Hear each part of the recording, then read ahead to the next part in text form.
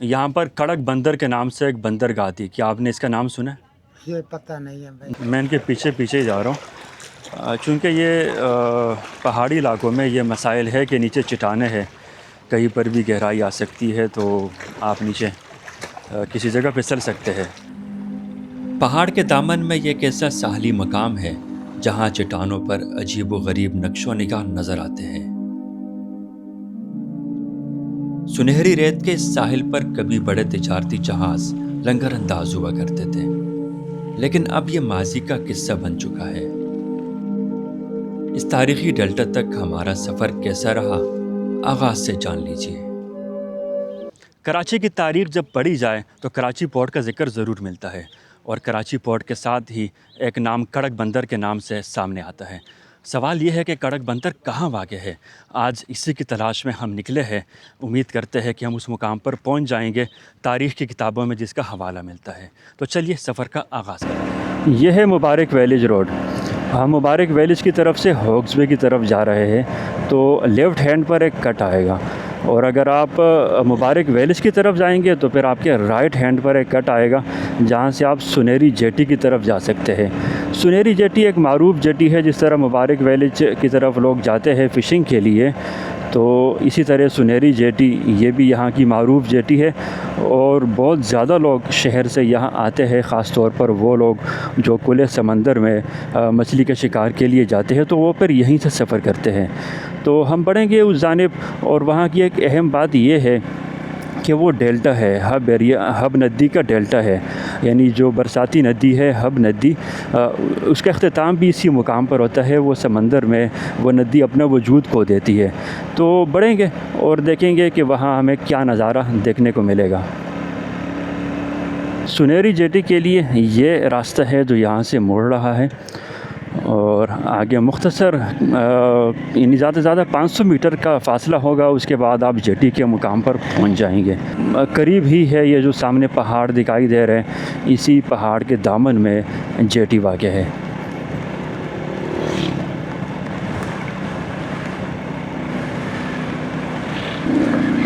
हम जेटी के मुकाम पर पहुंच चुके हैं। यहाँ गाड़ियाँ भी खड़ी है, और दूसरी तरफ समंदर में कश्तियाँ भी बहुत ज़्यादा नज़र आ रही है। तो यहाँ बाइक पार्क करेंगे और फिर जेटी की तरफ बढ़ेंगे और यहाँ का नज़ारा करवाएंगे।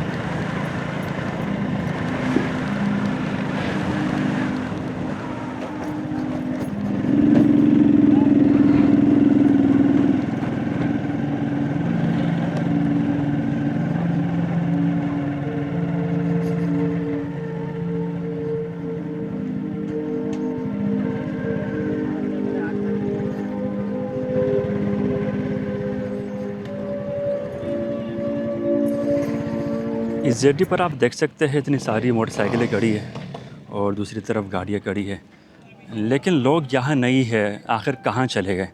ये तमाम गए हैं गहरे समंदर में। ये पॉइंट है सुनहरी पॉइंट, जेटी है। तो जो भी फ़िशिंग का शौक़ रखते हैं गहरे पानी में, जो चन्ना आइलैंड की तरफ जाते हैं, तो ये उनके लिए एक आइडियल मकाम है।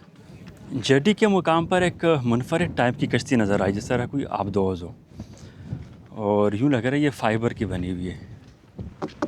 हाँ, फ़ाइबर है, यानी दाखिले के लिए एक छोटा सा दरवाज़ा, खिड़की समझ ले, खिड़की इन्होंने इसके लिए एक दाखिली दरवाज़ा बना दिए, और बाकी मुकम्मल बंद है। इस तरफ से भी खिड़की है। आप दोस्त तो नहीं है भाई, ये पानी में नीचे नहीं उतर सकती, लेकिन यह है कि इसको उन्होंने बंद रखा हुआ है। 30 30 लोग इसमें आ सकते हैं, और बाकी कोई कैलकुलेशन है वो हमें समझ नहीं आ रही इन्होंने क्या लिखा है। सुनहरी जेटी के मुकाम पर जहाँ ये कश्तियाँ खड़ी है और पार्किंग एरिया है, तो उस जानिब पानी है। जिस तरह क्रीक एरिया में पानी अंदर दाखिल होता है, यहाँ पर भी वही सूरत हाल है। तो करीब से आप ये जो पहाड़ है वहाँ नहीं जा सकते, तो हम घूम कर दूसरी तरफ जो खुश्की का रास्ता है वहाँ से जा रहे हैं। किसी हद तक पानी उतर चुका है, लेकिन ये देखिए आगे चैनल में पानी दाखिल हुआ है, तो इस पानी को आप क्रॉस नहीं कर सकते पैदल। इतनी गहराई तो नहीं होती, लेकिन दलदली ज़मीन है, पाँव अंदर धंसेंगे। इसलिए हम एक लंबा चक्कर काट के ये पहाड़ की तरफ बढ़ेंगे। अब ये देखें, एक जानिब ये है समंदर का पानी, और दूसरी तरफ ऊंचाई पे है पहाड़। इसी पहाड़ के दामन में हम गुज़र रहे हैं। तो आगे बढ़ेंगे, इस पहाड़ के दूसरी तरफ बढ़ेंगे जहाँ पर खुला समंदर नज़र आता है। और ये जो सामने का एरिया है ये है हब नदी का डेल्टा। यहाँ पर एक दो छोटे जजीरे भी बन जाते हैं। अगर आप इसको मैप पर देखेंगे तो पानी यहाँ से भी दाखिल होता है और इस तरफ से भी दाखिल होता है। यानी डेल्टा में पानी बहुत बड़े रकबे पर फैल जाता है। तो ये नदी का मुकाम है, डेल्टा का मुकाम है और पहाड़ की उस तरफ है फिर खुला समंदर। यहाँ के पहाड़ देखें, अजीब व गरीब तर्ज के पहाड़ बने हुए हैं और इन पहाड़ों पर, इन चट्टानों पर पानी का निशान भी वाज़े नज़र आ रहे हैं। जब पानी यहाँ हाई टाइड हो, जब पानी बढ़ जाए समंदर का, तो यहाँ नीचे गुज़रना तो मुश्किल होता है। अब लो टाइड है, पानी उतरा हुआ है, हम यहाँ बआसानी चढ़ गए और दूसरी तरफ अब उतर रहे हैं। ये ऊपर पहाड़ देखें। बेलाखिर हम खुले समंदर की तरफ आ गए जहाँ पर किसी हद तक हवा के दबाव से लहरें महसूस हो रही है। खुला समंदर भी यहाँ से दूर है, नदी का मुकाम है, लेकिन यहाँ जो खुले समंदर का राब्ता है वो फिर इस नदी के साथ कायम हो जाता है। ये देखे यार, ये पहाड़ देखे, इसका अंदाज़ जैसे कोई ऊपर से गिरने वाला हो। अस्सलाम वालेकुम, कैसे? यहाँ के मकामी है, इनको मैं फ़ॉलो कर रहा हूँ। तो हाँ, अच्छा, चले मैं इनके पीछे पीछे ही जा रहा हूँ। चूँकि ये पहाड़ी इलाकों में ये मसाइल है कि नीचे चट्टानें हैं, कहीं पर भी गहराई आ सकती है, तो आप नीचे किसी जगह फिसल सकते हैं। चले जी, बिलाखिर इस पहाड़ को हमने क्रॉस कर लिया। यानी पहले हम इसके उस जानिब थे जहाँ पर जेटी है और अब दूसरी तरफ आ गए जहाँ पर खुले समंदर की तरफ ये जो नदी का मुकाम है ये खुलता है। अब ये चट्टान देखें, जैसे किसी ने इसको डिज़ाइन किया हो, लेकिन ये डिज़ाइन नहीं है बल्कि पानी में कुदरती तौर पर ये नक्शो निगार इसमें इस तरह का नज़र आ रहा है।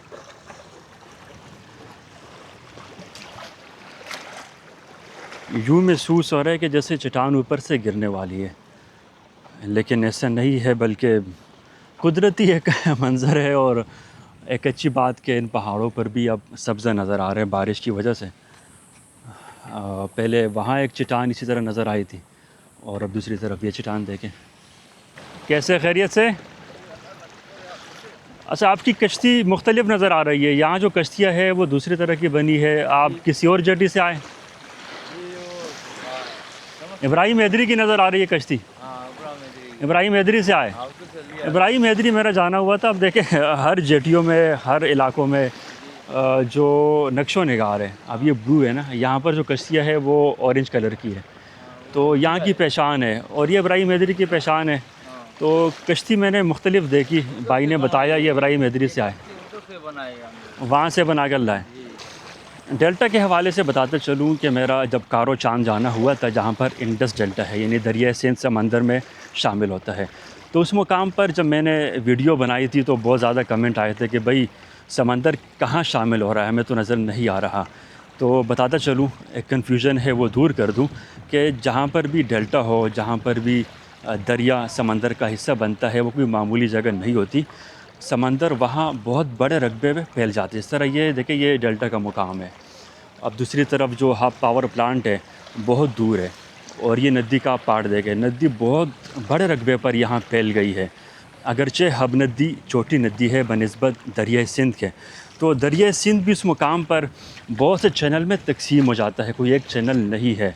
मैं कारो चांद पर जहाँ खड़ा था, जिस जेटी के मुकाम पर खड़ा था, उसके दूसरी तरफ कारो चांद की आबादी थी और इस जानिब मकामी जेटी थी। तो वो एक बड़ा चैनल था जहाँ से दरिया सिंध का पानी समंदर में शामिल हो रहा था। यहाँ पर ये नहीं वो नज़ारा आप जो तस्वुर में आमतौर पर पाया जाता है कि दरिया आ रहा होगा और समंदर में गिर रहा होगा, तो ऐसा नहीं होता। जब रकबा फैल जाता है, ज़मीन बड़ी हो जाती है, तो वहाँ पर मिलाप का मंज़र नज़र नहीं आता। अलबत्ता यहाँ जो एक पहचान होती है कि नदी का पानी कौन सा है और समंदर का पानी कौन सा है, अब ये कलर आप देखें, ये किसी कदर हरा पानी नज़र आ रहा है या फिर आगे ब्लू एक अक्स इसमें नज़र आ रहा है, लेकिन जो दरिया का पानी है वो मटियाला होता है। कारोचान के मुकाम पर भी जब पानी शामिल हो रहा था तो रंग मटियाला हो चुका था, यानी वो दरिया का पानी था। और यहाँ मकामी तौर पर हमारी बात हुई, अभी सितंबर में जो बारिशें हुई थी, अगरचे कम बारिशें हुई थी लेकिन इस नदी में पानी आया था। और जब पानी आया तो उन्होंने बताया कि यहाँ पर भी पानी मटियाला हो चुका था और पानी मीठा भी था।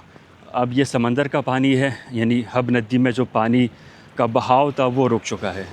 सुनेरी के मुकाम पर जो पहाड़ की कटाई है वो अजीब व गरीब है। अब ये ऐसा देख रहे हैं जैसे हाथी का पाँव हो और नीचे ज़मीन में ये पाँव धंसा हुआ है और ऊपर कोई हाथी के तर्ज पर ही ये एक बड़ी चट्टान है और इसके नीचे ये देखे ये रेत है, दूसरी तरफ से आप निकल भी सकते हैं। तो कुदरत की सनाई है, किसी इंसान ने इसको नहीं काटा बल्कि यहाँ से पानी गुज़रता रहता है।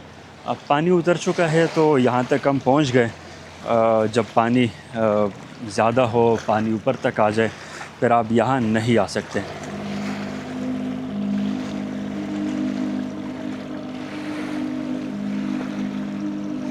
जिस तरह वीलो के आगाज़ में मैंने कहा कि हम कड़क बंदर की तलाश में निकले हैं। कड़क बंदर कहाँ पर वाक़ई थी? तो मुनव्वर राजपूत भाई मेरे हमरा है, सीनियर सहाफ़ी है और तारीख़ से भी इनको शग़फ़ है। मुनव्वर भाई, आप क्या कहते हैं कड़क बंदर के हवाले से? चूँकि एक राय तो ये है ना कि जहाँ पर हब नदी का डेल्टा है तो कड़क बंदरगाह यहीं पर वाक़ई थी, और दूसरी राय क्या है, कहा जाता है एक तारीख़ी बंदरगाह तो है, लेकिन अब मकामी तौर पर हमने बहुत सारे लोगों से पूछा कि भाई कड़क बंदर कहाँ पर है। उन्होंने कहा हम पहली मरतबा ये नाम सुन रहे भाई, इससे पहले कभी हमने ये नाम नहीं सुना था। अब हब नदी के मुकाम पर मौजूद है, डेल्टा का एरिया है। अगर तारीख़ की किताबों में देखें तो हब नदी का ज़िक्र मिलता है, और मज़ीद बात मुनव्वर भाई से करेंगे। जी, मौरख़ीन का कहना ये है कि 1729 में खारक बंदर, जिसको खरक बंदर भी कह देते हैं, खड़क बंदर भी कह देते हैं, कि जो कराची के मगरिब में थी तो वहाँ इतनी वो रेत आई कि वो नाकाबिल इस्तेमाल होगी।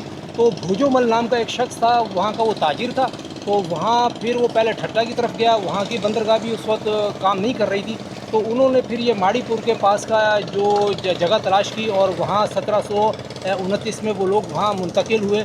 अच्छा, और उसके बाद फिर एक कराची की बुनियाद शुरू हो गई। अब वो खारक बंदर कहाँ थी?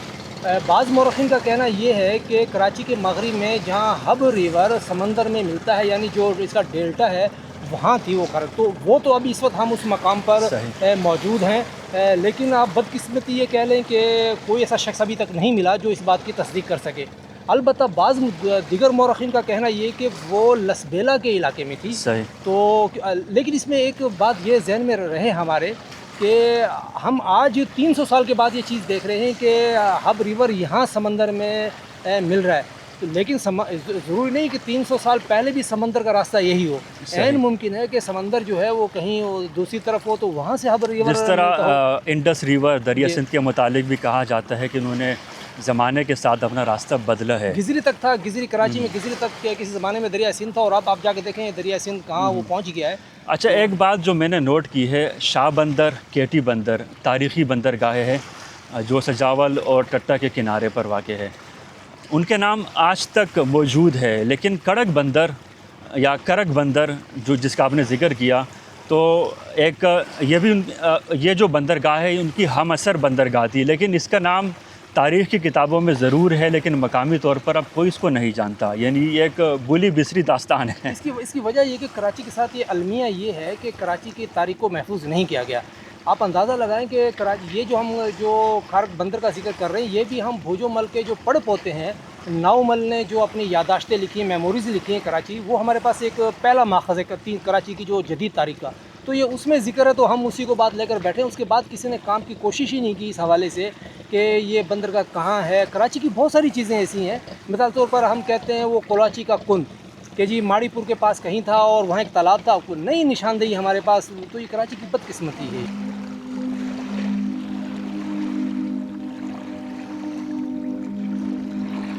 कड़क बंदर, अब इस नाम को कोई यहाँ मकामी तौर पर नहीं जानता, लेकिन यहाँ जहाँ पर हब नदी का डेल्टा है, एक जेटी ज़रूर है जिसको सुनहरी जेटी कहा जाता है।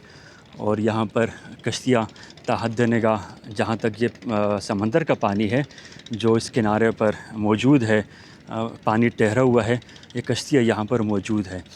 और ये वो मुकाम है जहाँ से लोग गहरे समंदर की तरफ कश्तियों में सफ़र करते हैं। आम तौर पर चर्न आइलैंड की तरफ जो फ़िशिंग करते हैं लोग, शहर से आते हैं, तो वो भी इसी मकाम से कश्ती में सफ़र का आगाज़ करते हैं। और यहाँ पर मछली के डिपो भी बने हुए हैं। जब मकामी माहीगीर मछली का शिकार करते हैं और मछली लेकर आते हैं तो यहाँ डिपो है, वो भी दिखा देंगे। इस मुकाम पर फिर वो मछली फ़रोख्त की जाती है और उसके बाद गाड़ियों में शहर की तरफ, कराची फ़िशरी की तरफ सप्लाई की जाती है। ये मछली का वज़न कर रहे हैं। अस्सलाम वालेकुम, कैसे जी? ये मछली अभी आई है। कौन सी मछली है? कुंद। आपने शिकार किया? नहीं, हम खरीदते हैं। अच्छा, यहाँ से ख़रीदते हैं। नासिर जत सुनेरा से। हाँ सही। अच्छा, ये ख़रीद कर फिर कहाँ से अप्लाई करते हैं? फिशरी। सही, ठीक है, बहुत शुक्रिया। तो ये देखें, यहाँ पर बहुत से इस तरह डिपो आपको मिलेंगे, यानी मकामी जो माहीगीर है या फिर वो लोग जो शौकिया शिकार खेलते हैं। कुछ तो ऐसे हैं जो शिकार करने के बाद मछली घर ले जाते हैं खाने के लिए, और कुछ यहाँ सेल भी करते हैं। तो कुछ माहीगीर है मकामी जो इस कारोबार से वाबस्ता है, फिर वो मछली यहाँ से ख़रीद कर कराची फ़िशरी लेकर जाते हैं। अब इसको फ्रीज़ किया हुआ है।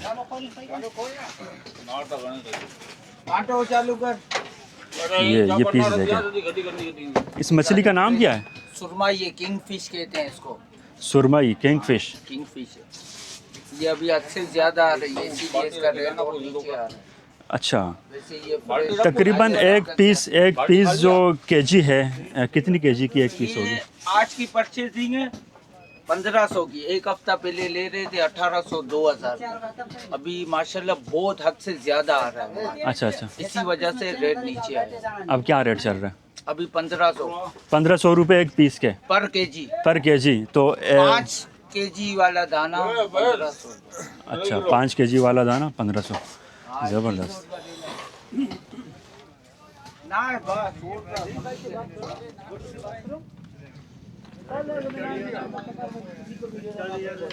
एक डिपो यहाँ पर भी है। केकड़ा है? केकड़े का सीज़न है क्या? अच्छा, 12 महीने सीज़न है। वैसे केकड़ा जो क्रीक एरिया है, ये इब्राहिम एदरी से आगे टट्टर की तरफ, वहाँ ज़्यादा मिलता है। ये सारा आते हैं बलूचिस्तान में भी तो ज़्यादा है, सपट बलूचिस्तान में भी ज़्यादा है। अच्छा, खड़क बंदर की तलाश सुनहरी जेटी तक हमारा ये सफ़र और यहाँ के नज़ारे उम्मीद करते हैं आपको पसंद आए होंगे। इसी के साथ मुझे दीजिएगा इजाज़त। वस्सलाम।